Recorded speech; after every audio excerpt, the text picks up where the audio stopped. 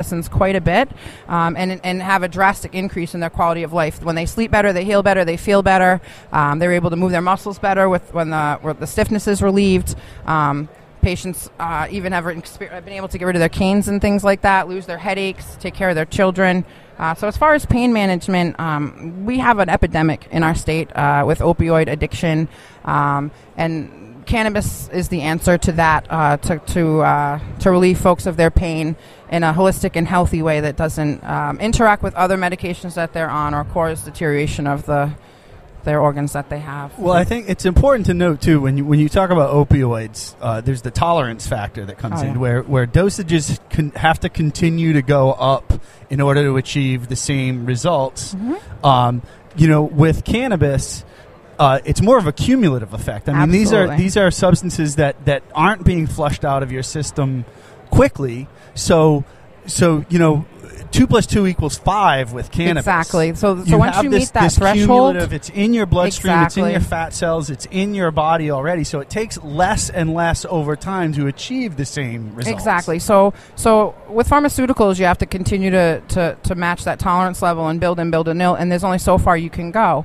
With cannabis, the beauty of this medicine is that we can use the different DNA profiles and the different plants to not have to have such a resistance or build a tolerance so much. The other beauty of it is once it's in your system and you meet that threshold, you're pretty much living a quality of life that's much better than when you're on the pharmaceutical medicine. So absolutely, I agree with you that using this medicine allows folks to...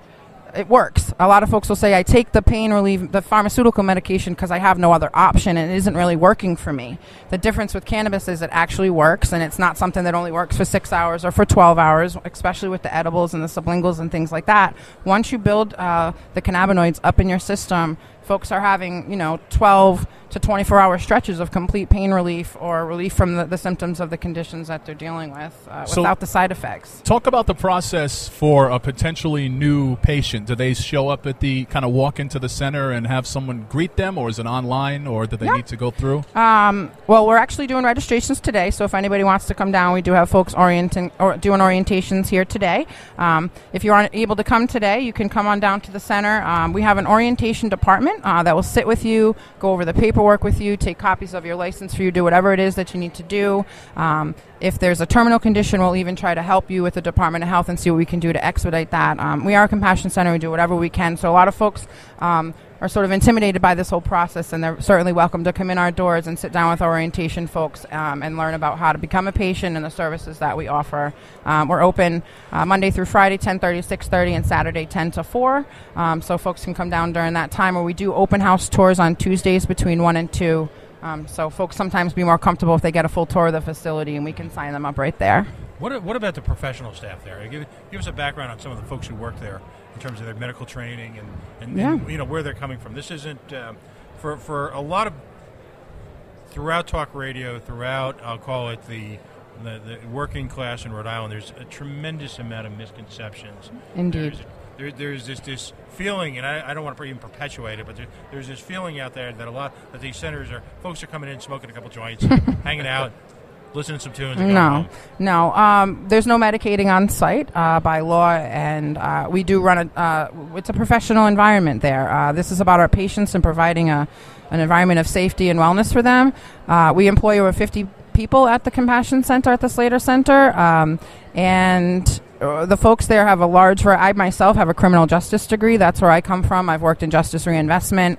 I used to work for AIDS Care Ocean State and the Needle Exchange Program, and that's where I learned some of the need for this stuff. We have a full research and development team there, horticulturists, a whole variety of folks, whether it's from the business side of it, the folks that are in inventory, whether they went to Bryant and got their degrees there, in management, things like that. But it's young professionals, middle-aged professionals that take this medicine extremely seriously, that have dedicated 10, 15, 25 years of their life to learn about cannabinoids and how it works in our systems, and are truly dedicated to providing the best quality of medicine to our patients. And so in true Rhode Island form, my friend Matt Tremblay works for the center, and Speaking of the Bryant inventory guy, we go back to right. running around the streets of Coventry as barefoot little boys, as I was myself. Well, I have to ask: would I qualify as a medical cannabis patient simply for the stress that's induced by following Rhode Island politics. And by working with Pat. wish. And is there a particular strain that you can recommend? It's called I the can Pat Ford certainly strain. recommend a strain. I can recommend several strains. I prefer that pre-98 Bubba Kush that we have at the center for these type of things. Indicas help my brain relax. Sometimes I'll mix some CBDs in there. But unfortunately, there's not a strain to deal with what we're up against governmentally. I try to just focus on the patients. That's what we do at the Slater Center. Mm-hmm. But as far as dealing with what's going on, I just say we really just need to band together. Anybody that's in this building is for the cannabis plant, and we just need to really just stay in the know and know what's going on up on the Hill and just stay involved and make sure, knowledge is power. So we need to make sure that they understand our voice and be the voice for the patients that can't be here, and hope that we keep this momentum going. I remember days when this was unheard of, when CVS and Blue Cross Blue Shield were in here for their health fairs. Events like this were unheard of. So we just need to keep pushing, coming together, and ingesting cannabis so we can deal with what we're up against. Now, Medicinally. Medicinally for now. What are the challenges in terms of insurance, reimbursement, healthcare issues, healthcare costs, reimbursement, things like that with regard to your center? And there's also got to be there has to be some type of security aspect to it as well. If you're growing. Yeah. We have a outside security team, bulletproof glass before you come in. You have to be buzzed in and buzzed out, show identification. They're very strict security, lots of cameras. And then, I'm sorry, I totally forgot what your question was. We're talking about health insurance and issues like that. So unfortunately right now, no insurance takes cannabis as medicine, because a lot of insurances are on a federal level. Right. So we need to work on some of the scheduling issues and work that out in order to get insurance companies to help cover some of the costs, because I feel like if they cover, the Marinol, then they should cover, non-synthetic THC. I feel like if they cover chemotherapy, then they should cover Phoenix oil. I feel like if they cover nausea medications, like Zolfran, that they should cover, Bubba Kush. I just think that that's the truth, and it should be an option for our patients. Anti-tremor medications. Any of the antispastics and Valiums and things like that, then they should cover the CBD oil. So patients deserve options, and I think that we need to bridge the gaps. I've actually reached out to companies like Aflac and different places just to see where folks are on this, but I do think that we have a lot of room to go with rescheduling, or descheduling is what I would prefer to see, so that we can move forward with this federal issue that the insurance companies are having and not covering this medication. We do offer discounts at the center to patients on Social Security, disability, low-income veterans.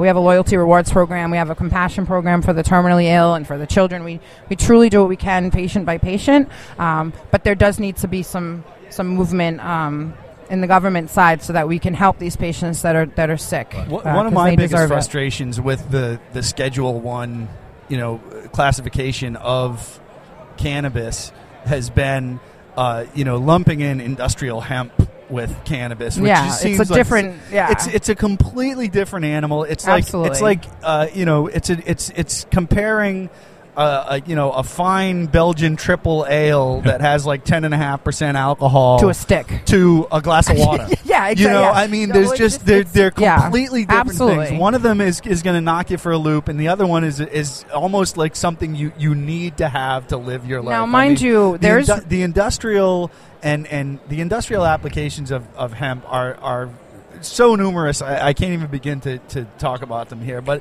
it's the medical scheduled aspects are as well. In the same schedule as their more potent cousins in the cannabis family. Yeah, it's frustrating that they try to lump it all into one boat and kind of move it forward through the process together, because it's completely different things. Industrial hemp obviously has room in our world. Hemp is 7 times stronger than regular wood. It's grown in a matter of months. I mean, fuel and textiles and clothing, and for every reason under Building the sun, materials, every reason under the sun, we need to support industrial hemp. But that's completely different than medical cannabis. Right. And the movements that we're trying to make with that. And folks truly need to learn to separate the two. Unfortunately, even some of the medical aspect and legalization is lumped together, and I don't feel like that should be as either. Legalization needs to go one way, and medical needs to go another, where we can truly support these sick people and cover the cost of their medicine, help them with the taxes and things. Medicine shouldn't be taxed. There's a lot of stuff that it's the difference between going to your pharmacist and buying an OTC drug. Like you can go into. I mean, legalization is being able to go into a CVS and buy a bottle of Dimetap. rather than the codeine-laced whatever cough syrup that they're selling behind the And again, I think there needs to be a distinction there where we need to allow people the option and the choice and access to it, and legalization, is I think a little bit further down the road. Oh, it's further down the road, but this is about creating safe access, normalizing the plant itself, not encouraging people to educate themselves, breaking down the walls of the stigma that's attached to it, and just treating patients as patients, and cannabis, industrial hemp is something different, but treating cannabis like cannabis medicine and taking it seriously is the name of, that's what we do. So we're every day standing up, fighting, trying to educate folks and teach them that difference in a safe and dignified environment. And it's scary for, I was friendly with a gentleman who came down with cancer, and he was looking at medical marijuana as an option, and it was kind of a scary situation for him because him being kind of an old school guy, he was thinking about getting in his car and going down to South Providence and trying to buy a bag, and here's an older guy, he's already just come down with cancer, he's already stressed out, financial family issues, and he's thinking about driving down to South Providence. It's a depressing situation. Yeah, certainly. We had a situation, there's when folks are sort of turned away from their doctors and on their last leg or desperate or have never been involved in this movement or used this, cannabis before, a lot of the times that's what we're up against at the center. So this is all new to them. Yeah. So we're teaching them literally from the root, up of this plant, how to use it and how to advocate for themselves as patients. In terms of your funding, you clearly the cost of running your operation isn't going to be covered by patient bills. There is no funding. There are no tax breaks or anything like that. We are a nonprofit organization, but anytime you're involved in cannabis business, unfortunately, it's not like any other businesses run. I can't really get into too much of that's not really my lane, so to speak, and I don't really know, too much of that. I just know that there are a lot of taxes paid to the federal and state government, from the dispensary ourselves, and then the patients, in addition to that, pay a state sales tax. And this is cannabis medicine, so I can't stress enough how that needs to change. Right. Now, so if folks want to contribute to your organization, do you have fundraisers, or is there a place that they I'm the patient outreach coordinator there, so I'm working on that sort of thing. We're actually just starting to develop some ideas for our CBD program now, and we're expanding into that. We just did celebrate our 2 anniversary, actually, and our next mission is to start a big fundraiser this summer and sort of spearhead a campaign to sort of help folks. There are organizations that we work with that help folks with initial startup fees and things like that. We do have a compassion program at the center, but we certainly need to come together and for folks to understand, the big picture of how these dispensaries run and what we're up against. Interesting. So you'll stay in touch with us on that. We'd love to help you promote. Oh, absolutely. Type of fundraising. Please, that'd be great. If you guys want to come down, we're actually thinking about doing something this summer. So if you guys could help us be a voice, that would be amazing. Yeah, no, that's. Would that be something we could do like a video blog piece on? Absolutely. And do like a virtual tour? Sure can. That'd be great. That'd work out great. I do open house tours every Tuesday from 1 to 2, but we can absolutely set something else up if you guys want to come down, even do a live show from there, maybe even get some of our patients to go on and talk about the conditions that's helped them and spread awareness that way. Anytime that we can, that's why we're here. So absolutely, let's bridge those gaps, and anytime that we can get together and let patients be the voice, that's why we're here. That's what we're here to do, is provide a point of access, not just for them to get medicine, but for them to share their experience and their story. I'm seeing our next guest kind of chomping at the bit here, so just let him come on. Really quick, minute and a half, tell us, where you are, how to find you on the web, sure. Facebook, Twitter, all that stuff. Sure. So it's the Thomas C. Slater Compassion Center. We're at 1 Corliss Street in Providence, Rhode Island.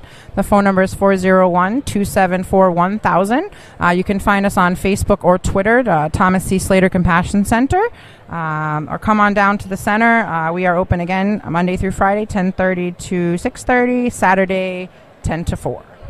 Well, thank you very much, Melissa, for joining us on RI Free Radio and the Coalition. My it was pleasure. our pleasure. Thank you. All right. No, yeah, seriously, we'll talk after. I'll grab my car, and we'll be totally open to have you guys come down. So Tony, we're gonna do a little music here. Let's do this. Yeah, let's go down to a track, and we're going to come back. And I believe that we have Jared Moffitt lined up, Regulate Rhode Island, frequent guest, both on the Coalition and RI Free Radio. And